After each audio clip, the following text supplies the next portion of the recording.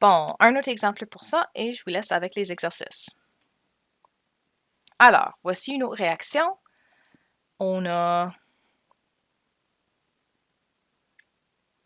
du méthane qui réagit avec du chlore et du fluor pour former du dichlorodifluorocarbone, de l'acide fluorhydrique et de l'acide chlorhydrique.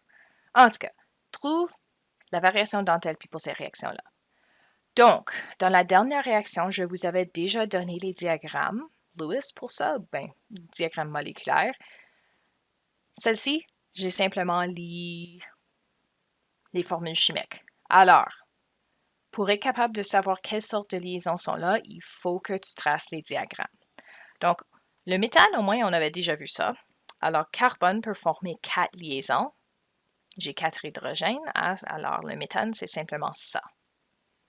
Puis il y en a juste un, alors c'est beau.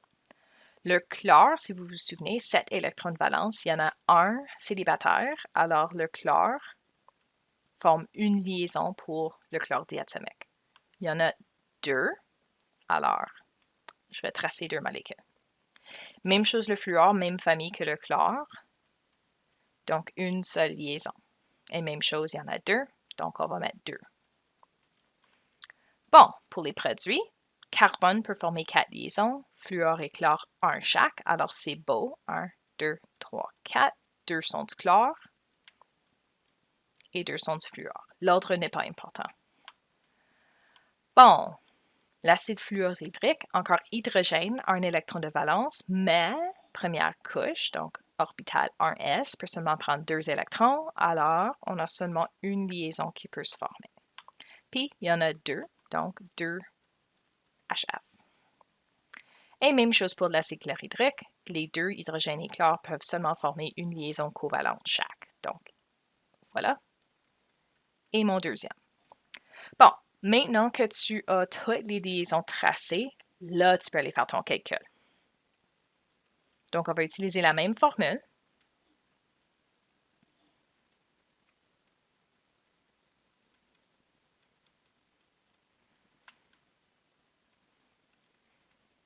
Donc, la somme des liaisons brisées moins la somme des liaisons formées.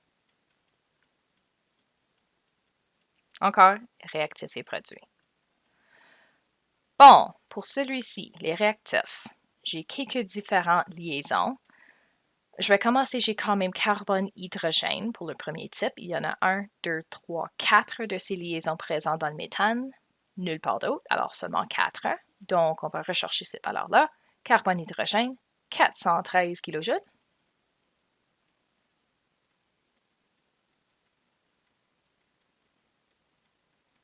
Et encore, il y en a 4, donc fois 4. Bon, nous avons aussi des liaisons simples chlore avec chlore. Donc, tableau de liaison simple. Chlore avec chlore, 242 kJ.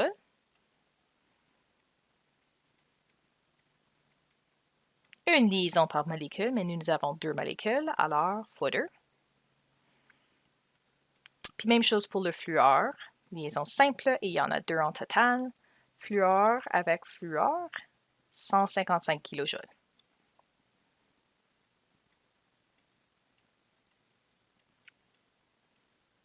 Fois 2, puisque j'ai 2 liaisons. Bon, c'est tout pour les réactifs. Maintenant pour les produits. Bon, pour commencer, j'ai les liaisons carbone avec chlore et carbone avec fluor. Alors, j'ai 2 types de liaisons sur cette molécule ici, un à la fois. Alors, je vais commencer avec carbone et chlore. Carbone-chlore, c'est pas là. L'autre sens, chlore-carbone, 339 kJ.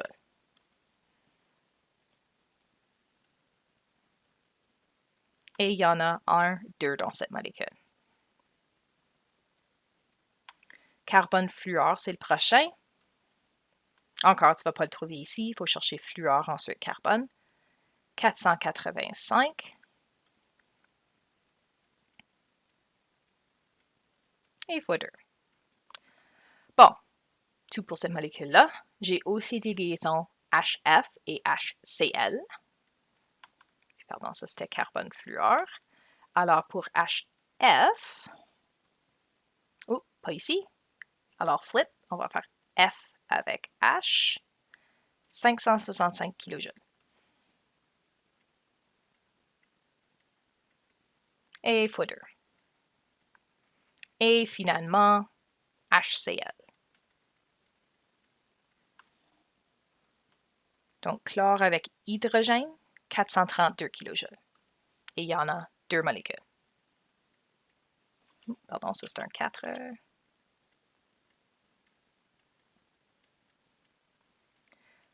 Et voilà toutes les liaisons chez mes produits. Puis tiens, j'ai oublié d'étiqueter ceux-ci, alors je vais revenir. Ça, c'était chlore avec chlore et fluor avec fluor. Voilà. Bon, là, tu peux faire ta multiplication, tes sommes. Alors, pour les réactifs, si tu fais ce calcul-là, tu devrais obtenir 2446 kJ. Pour les produits, même chose, multiplication et somme. Et ce que tu devrais obtenir comme réponse finale, 3642 kJ. Et là, tu peux aller faire la soustraction puis trouver la réponse finale. Et c'est négatif 1196 kJ. Alors, ça tombe que cette réaction ici est aussi exothermique. Bon, c'est tout pour cette leçon ici. Alors là, je vous laisse avec les exercices. Alors, n'oubliez pas, si vous avez simplement l'équation chimique, allez dessiner les structures avant de faire le calcul.